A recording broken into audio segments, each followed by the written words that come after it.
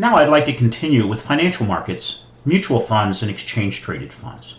These instruments, although not individual securities, make up a huge percentage of the U.S. market and are trading in the trillions of dollars. As we move forward on this, I'm going to remind you once again that trading and investment are not the same. Important to understand the distinction because we're doing them for different reasons. Trading is an activity that in a short period of time to profit from market fluctuations, from seconds to months. I use tactical trading, so I might hold something for a minute or two. I may hold it for 6 months to a year, but I'm looking as a trading activity, not as a long-term investment. Then we have investing, which takes a longer-term view. It's on a portfolio or collection of assets with longer-term goals of capital appreciation and income, etc. It's not looking for that quick turn. Well, after all of this, are you confused yet? Some of you may be very excited about it and say, oh, I want to do more of this. But for the most part, most individuals don't have the time or knowledge to trade individual stocks. Okay? And if they do so, they may not have a large enough portfolio to actually be diversified across asset classes. Around 40 years ago, mutual funds were developed to address this issue. And a basic structure, it's very simple. Mutual funds bring together individual shareholders. Individuals purchase shares in the mutual fund, and the money managers who run the fund purchase securities. And you end up with a diversified set of securities. So what you have is you have this collection of money, mutual fund. Individuals pool money together, hire a money manager. The money manager purchases securities. That's the basic structure. Now, there's thousands of them with different approaches across asset classes, strategy, and objectives. Second, they're bought and sold daily on the value at the end of the day based on the underlying portfolio. This is a key thing, is that if you put an order in today before 4 o'clock, what happens is they take all the securities that are in the portfolio, they value them, determine a net asset value, and that's what you purchase it for. You may have an idea, but you don't know. That's a downside of a mutual fund. You don't know exactly what you're paying. So when we look at days like today being in the 1228, we've seen a lot of volatility, plus and minus, so you don't know. There's also ability for a fund to grow as it took in more investors. So more diversification, more approaches. The major providers are Vanguard, T. Rowe Price, Fidelity, Schwab, etc. That is a key thing. One of the things with mutual funds is costs influence return. In the past, there used to be what's called load or no load. And load is essentially a sales commission. Today, with the amount of knowledge available, why would you pay a fee? There's no performance difference statistically. We then have 12B1 fees, and these continue to exist, and fees for the marketing of the fund. There's management fees paid to the advisor, there's transaction fees, and accounting and legal fees. So if you're having these costs, that reduces the return. Okay? Now, since an investor doesn't have the time, the small investor doesn't have the time or expertise to do this, it does make sense, but it does reduce the return. Now, what we have is we have mutual funds, which are diversified, and then stocks, which are tradable during the day, and a mutual fund is diversified, but prices at the end of the day. And the instrument that's been developed over the past 5 to 10 years are exchange-traded funds. These are diversified funds that trade like stocks during the day, so you know exactly what you can buy and sell. And you can be in and out of these in minutes, okay? Seconds. As we look at them, they're like mutual funds, except they trade through the day. Most of them are what we call passive, and they try to achieve certain benchmarks. They don't try to beat the market. They're real low cost. Almost a third of the market volume today of all equities traded is in ETFs. About $1.5 trillion, 10% of all financial assets are in exchange-traded funds today. There's thousands of them tracking different things. We'll talk about them as we move forward. The ultimate question is, can you consistently beat the market? Okay, then that's what these passive, just trying to achieve a benchmark. Now they started out very simple, is that benchmarks were very simple, but then we've developed across different businesses or different sectors, different approaches, smart beta, but it gives you an opportunity to select funds that express your view of the market. What do you think is going to happen? The largest ETFs that we have are the S&P 500, SPY. There is the Russell 2000, IWM, NASDAQ 100, and MSCI Emerging Markets. Now remember, in a previous video, we actually talked about these indices. And these are the big ones, okay? But you got to select which ones. And you can buy multiple ones to really achieve what you're trying to do. Here's a list of various ones. You can buy them by sector, bonds, international markets. Some are actually actively managed. Here's our largest funds, and as you can tell, the costs are fairly low. This is over $153 per 10,000. That's over back. And I found this also. I think sometimes taking a little deeper dive and looking at it a little different. This is a really nice piece on talking about the difference between mutual funds and ETFs. So let's take a listen and see what we can learn from it.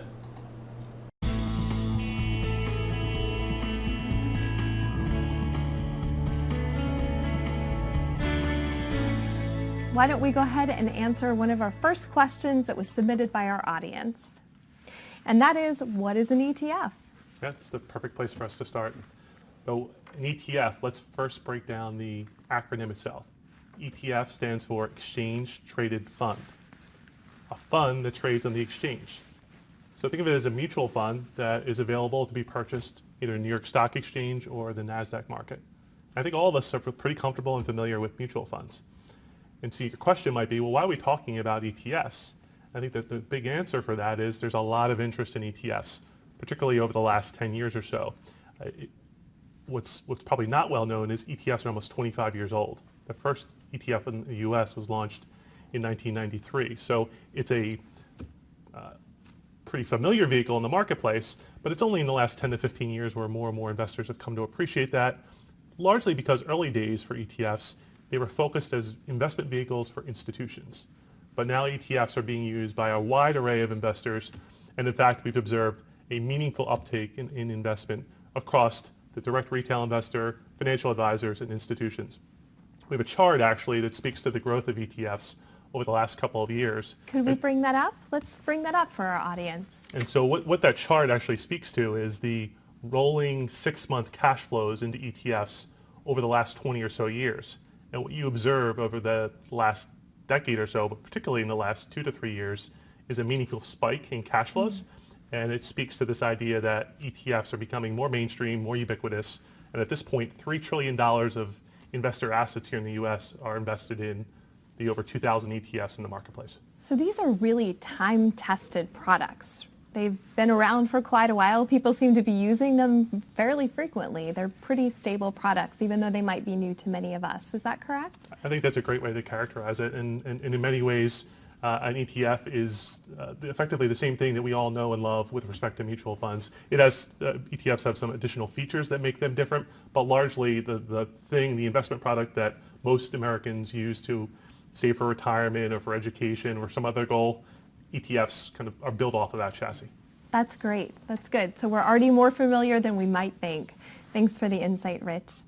So let's take a quick moment and see how our audience responded to our first poll question. So when we look at which of the following best describes your understanding of ETFs, we see that most of our audience, about 58% of them are somewhat knowledgeable. And we've got about 36% that are not knowledgeable at all. I'm actually surprised that some of our audience, such a high percentage, are somewhat knowledgeable. Would you say that this mix is pretty consistent with what you hear? I think so. My team, along with some of my colleagues elsewhere, have studied this. And in terms of the adoption curve of ETFs, as I mentioned earlier, institutions were the earliest users of the product. and financial advisors, for a myriad of reasons, started to adopt them. And it's only within the last 10 or so years where the individual investor has said, this is an interesting product. It could have some utility for me as I'm building a portfolio. That's great. Okay, good. So as we continue, let's ask our audience another poll question. And so this one, for those of you who are familiar with ETFs, and even for those of you who aren't, because sometimes we do find people invest in products they may not know as well. And that question is, are you currently invested in ETFs? And our answers are simple: yes, no, or no, but I'm considering them. So again, please respond now, and we'll get to your answers in just a few minutes. Okay, so let's take another one of our pre-submitted questions right now, and then we'll see how our viewers respond. So Josh, I'm going to give you this one. Actually, you know what, Rich, I'm going to give it to you. Okay. So let's compare ETFs and mutual funds. I paused a little bit because you got into that just a second ago, but if you could maybe give us the top 2 or 3 features that are different, that would be helpful. Sure. Before I do that, if you don't mind, I think that an analogy might work here. So Great. you think about vehicles, right? You're going to go out and buy a new SUV. There's a myriad of different SUVs you can consider. Some of those SUVs have certain features that you might like and want to consider, but largely they're offering the same thing, which is transportation somewhere, comfort. And so I think of mutual funds and ETFs kind of falling in the same basket. ETFs and mutual funds are governed by the same regulatory structure. So the SEC is, in terms of how they think about looking after ETF investments, very familiar and very similar to what they do for mutual funds. And then 2, mutual funds and ETFs are both pools of securities that help an investor reach some type of investment objective. So that pool can be of stocks, it can be of bonds, it can be a combination of both. So there's those similarities that a lot of us are familiar with. The difference is really fall into kind of 3 buckets. One is that with an ETF, you're buying that security on an exchange. So think of the New York Stock Exchange or the NASDAQ. In contrast with a mutual fund, oftentimes you're opening an account with a firm like Vanguard and going directly to them to buy the portfolio. 2, for most ETFs, they follow an index strategy. About 99% of all ETFs today follow some type of index strategy, whereas the majority of mutual funds out there actually follow a active strategy where a manager or team of investors are trying to outperform the stock or bond market. The last key difference between ETFs and mutual funds would be that with an ETF, you buy and sell that security at prices between 9:30 and 4 p.m. when the stock exchange is open. So you can buy an ETF at 9:50, buy it at 11:30, buy it at 12:30. With a mutual fund, there's only one price at which you can transact, and that's at the 4 p.m. market close. But you can still buy them throughout the day, right? Even though the price stays the same. Right. With an ETF, you can buy at different prices. For a mutual fund, you can submit your order at any time of day. The price you receive will be the price that's struck at 4 p.m. that day. Cool. Conventional wisdom, which say that analysts can determine which stocks will outperform through fundamental and technical analysis. People say, yep, that's what we can do. We can do that. And managers can outperform by picking the best stocks and bonds. And that managers can use tactical allocation to shift in and out of sectors, and in extreme cases out of asset classes. The belief essentially is, in short, markets are inefficient and market timing is possible. That's the conventional wisdom that's been in finance up until the advent of ETFs, which have passive. What's the truth? Active management is characterized by persistent underperformance. Consistent. We'll see some data on that. Market timing is not merely ineffective, it's often detrimental to investment performance. The cost of active management comes not only for the underperformance of the fund, of the stock selection and bond selection, but in higher trading costs and fees. That's one of them. Let's look at underperformance. This is a chart that shows between 1 and 15 years. Yes, it's dated June 30th, but it still holds the truth. It's the percentage of funds outperformed by the benchmarks. That means they didn't meet their benchmark. So if you have all domestic funds, S&P 5 Composite 1500, only 84% did not meet the benchmark. We look at the large cap, 93. And we look at this over a statistical time, it's not very clear. It's very clear that active management does not outperform the benchmark. So the question is, well then, why would you do it? And when we look at this, market timing is ineffective. And if it just takes us from 1993 to 2013, and if you were in the market fully invested at all time, your return would have been 9.2%. When we look at miss the 10 best days, it dropped to 549.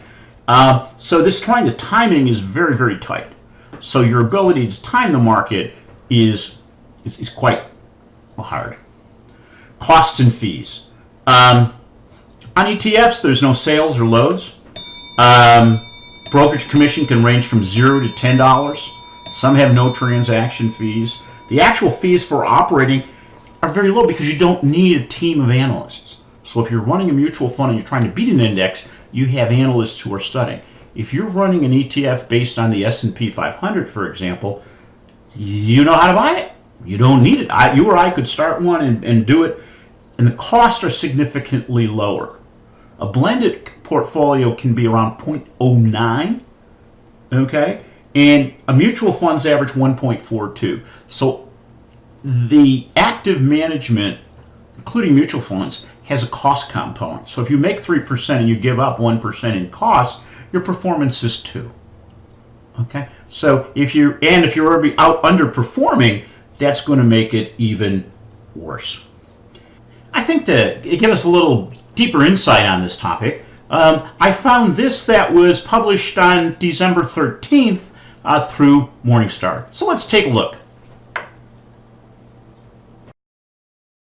Morningstar, I'm Jeremy Glazer. Does it matter that it's difficult to beat the market? I'm here today with Alex Bryan. He's the Director of Passive Strategy Research for North America. He's also the editor of Morningstar's ETF Investor Newsletter. To find out. Alex, thanks for joining me. Thank you for having me. Alex, you recently took over as the editor of ETF Investor, and in your first cover story, one of the things you talked about was that it's difficult to beat the market. You think it's difficult to beat the market. Why is this the case? Well, I think there's a lot of competition from well-informed investors that makes it very difficult to consistently beat the market. So while some investors may be better informed than others, it's really difficult to maintain an informational edge in a world where it's illegal for managers to selectively disclose information to some investors, not to others. Anyone who has the proper motivation, resources, and training can access the same information. And they're all looking for, undervalued opportunities, stocks or bonds that offer high returns relative to their risk. So if they come across one of those, stocks or bonds, there's a lot of competition, a lot of money will flood into those undervalued securities to the point where the prices get bidded up to where the future returns are commensurate with the risk that those securities offer. So really competition is the key here. It's what drives prices to be close to fundamental value. Are you saying here, though, that the market's efficient and that there's no opportunity for outperformance? Not quite. So while it's difficult to beat the market, it's not an impossible task. The markets aren't efficient because people aren't perfect, right? We're all susceptible to fear and greed, and that can cause us to do some dumb things with our money, right? Like selling out of an investment after the market crashes and returns are actually probably going to be higher going forward, or maybe losing our valuation discipline, after we've had an 8 or 9 year bull market and things feel safe. So that, a lot of investors aren't perfectly rational. We're susceptible to these emotions. We might extrapolate past returns too far into the future, underreact to new information, or roll the dice on risky stocks in hopes of making it big. So there's lots of inefficiencies in the market, but that doesn't necessarily mean it's easy to beat the market, but it's not perfect by any stretch. Now, if you're trying to maybe exploit some of these inefficiencies, you think it's better to do so using a model than to have kind of an active stock pick or an active bond picker. Why is that? Yeah, so I think there's multiple ways to be successful, but I tend to prefer models because models are more consistent and they're less susceptible to cognitive biases than qualitative judgment might be.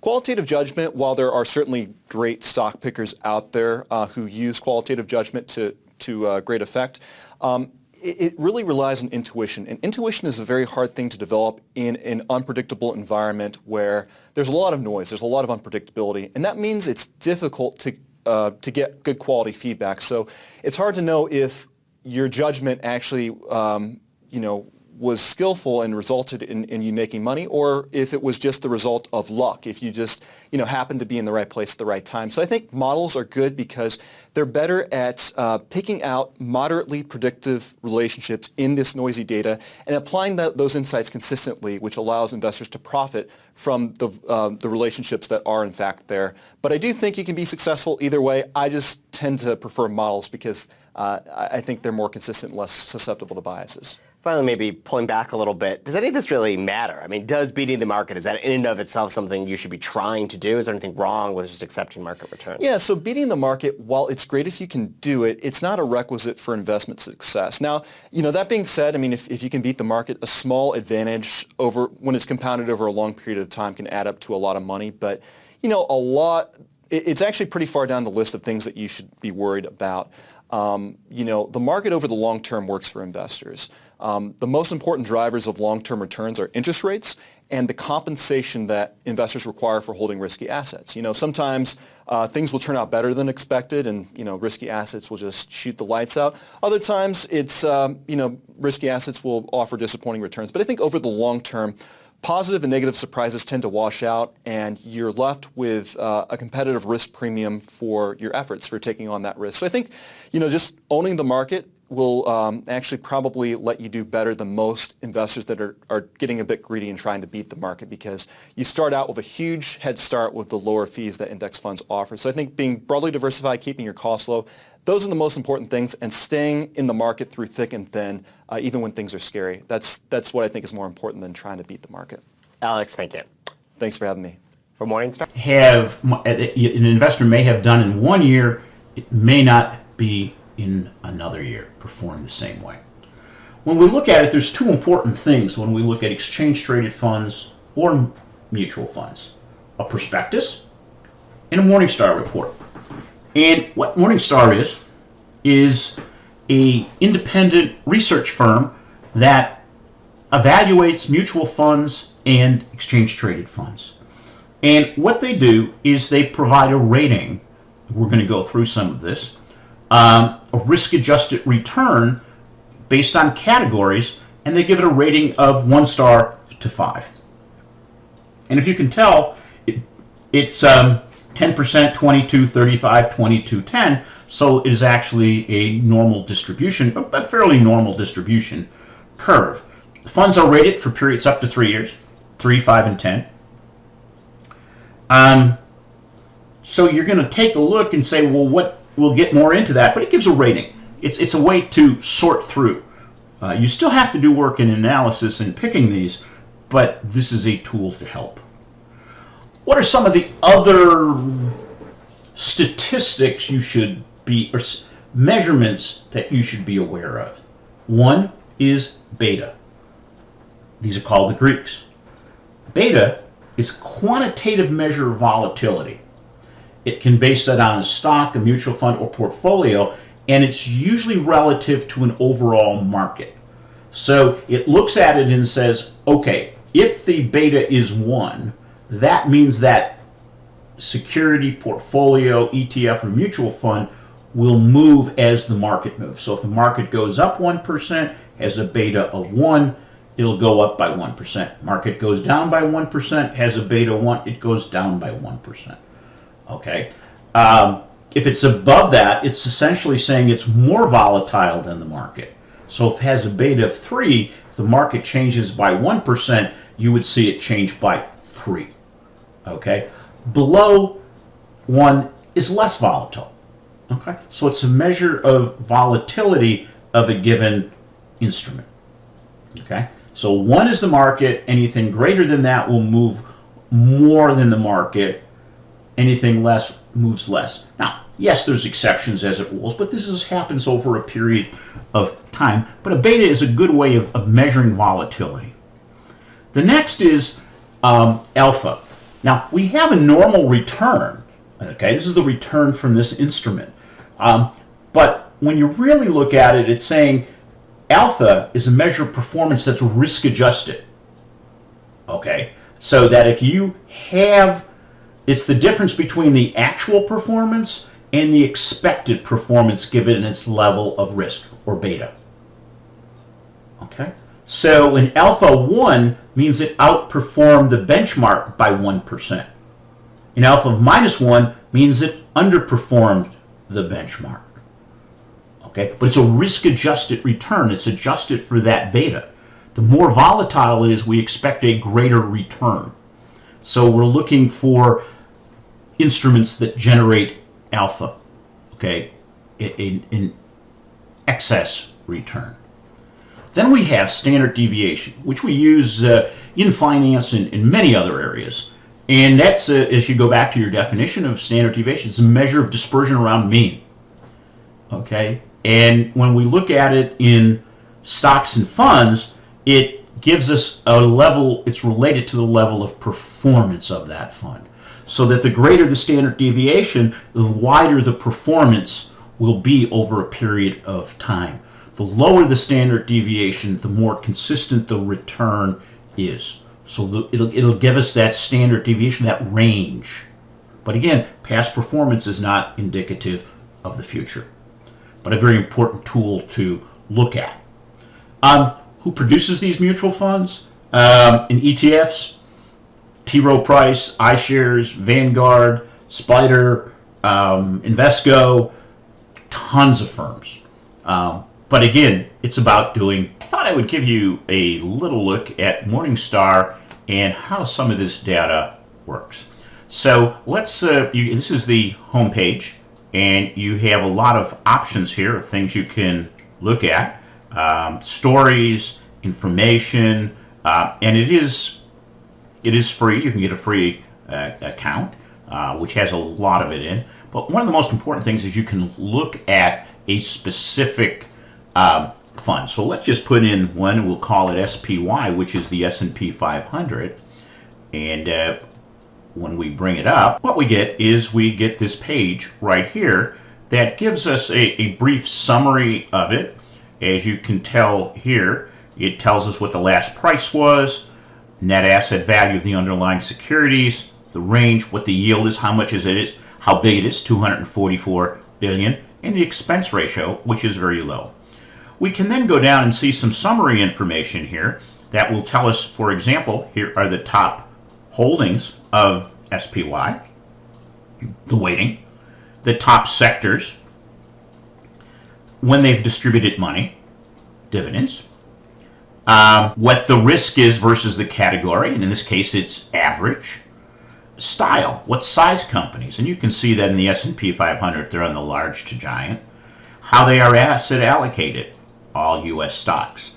But now I want to take you over to a couple of things that become meaningful relative to what we talked about, and that's the ratings and risk page. And what we can see is it brings up and it tells us that here's the 3, 5, and 10-year returns.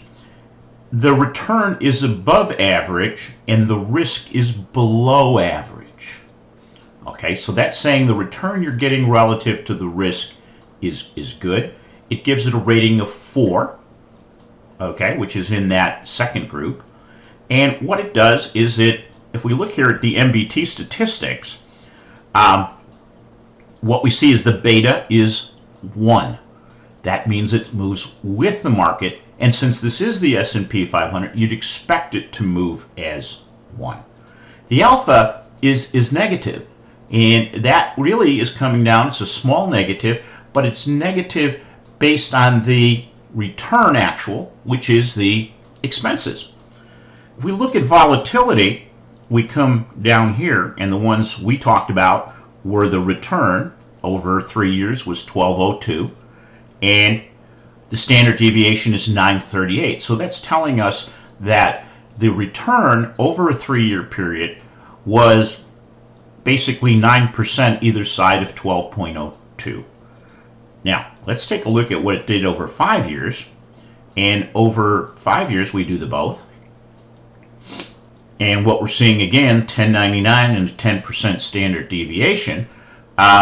So that's what we're seeing there. Those are important things to see there. The other thing we can look at is the performance of the fund. And what it tells us is the annual returns each year and then the trailing returns. So we can see here that over a 3-year period, we're looking at an 8.62 annual return, and quarterly cost risks and the like. We can also go to portfolio, where we've seen that it was all there, but we can get a little bit more information about the holdings, and especially by sector, so that we can see what it is. Now, since this is the benchmark, it is pretty close to the benchmark.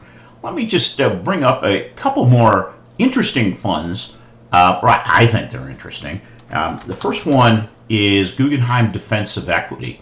This one is taking a different approach. It's still involved when we bring it up. It's also a 4-star. You can tell, again, it's pretty much all in U.S. stocks.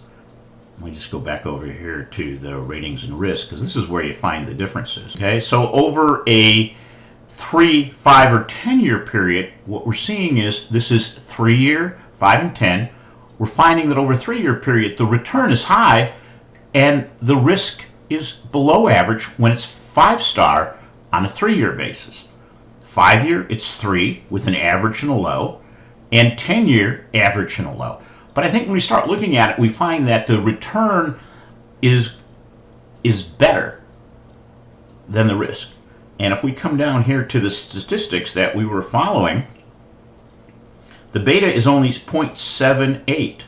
Okay, so that means that it isn't as volatile as the S&P 500 index or the S&P fund. But look at the alpha, 3.30 positive. So it's generating a lot of return for the risk based on that.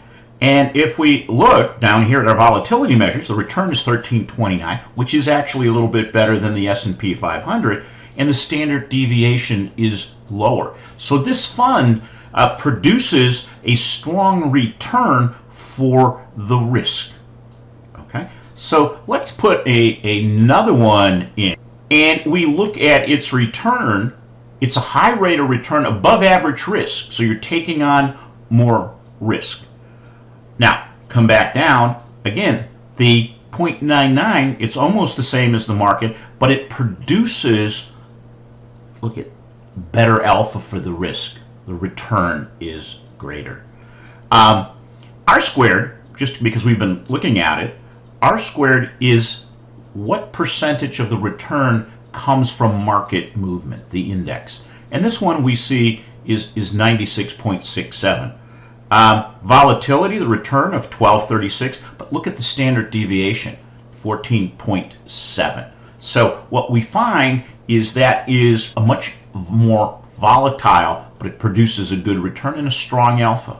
So it's not necessarily, it's about finding you want strong alpha because you're being compensated for the risk you're taking. And that's why we want to put them together. Let me try to bring up one more. Let's see if we got a history on this one. It's called HACK. This is iPay, Prime Mobile Payments ETF. This is one of these specialty ETFs that is looking at a specific segment of the market. One of the things, and I own this personally, is that right now only about 12% of transactions worldwide are processed electronically. So that means there's a huge amount of transactions that are not processed electronically. So this is the movement of trend. I think this is a long-term trend that more and more of these paper transactions, including cash, will migrate to electronic payment. So this firm selects, they've developed an index, but what it is looking at, it's looking at companies that are engaged in payment processing. The payment processors themselves, the technology that's behind it. Do we know which ones are going to win? No, I don't think anybody knows, but we know that this area is going to grow. So when we look at it, we can see a couple of things here, is that there's U.S. stocks only 72, so that's telling us that a quarter of the fund is outside the U.S. We look at the size of the companies, and we can see that it's pretty much still in that large space, but it's sprinkled with medium. And what we look at is it's primarily in financial services, yes, payments, and industrials, and technology. So it is very different than the other two we looked at that were diversified among sectors. This one is much more concentrated because that's where it is. And if we look where this is, where it's based, what countries, North America is 75, Latin America is 6, Europe is 12, biggest piece being Europe developed, and Japan.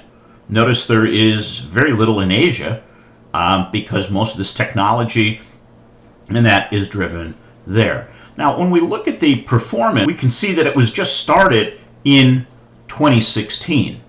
Okay, this is the annual return. So it was 457 in the first year, 36.38 last year, and even today, with the market being what it is 1135. So that we can see that over a 3-year period, it was 1214, and we could see that in the past 3 months, it's lost quite a bit of its value. But is that, when we look at this, we're looking at it from a longer term perspective. Is this going to simply go away? Is there risk here? And the answer is there's some volatility, but this will continue to grow. We have a number of other firms, other companies, other ETFs. If you think Africa is a place that, when you look at the population, you think it's going to grow, you can buy an index fund for Africa. Now you can see the performance hasn't been really good. On a trailing basis, it's lost money. But again, this is where you're making your view of what's going to happen in the world. So I encourage you to get a free account. A lot of things you can do. What you can do is there's a lot of tools that are here. There's calculators, there's screeners for stocks, mutual funds, ETF. There's a great education piece. If we click, you should be able to find it. You can find out here tools, investments, personal finance, and a lot of videos. So hopefully this was useful, and keep on learning.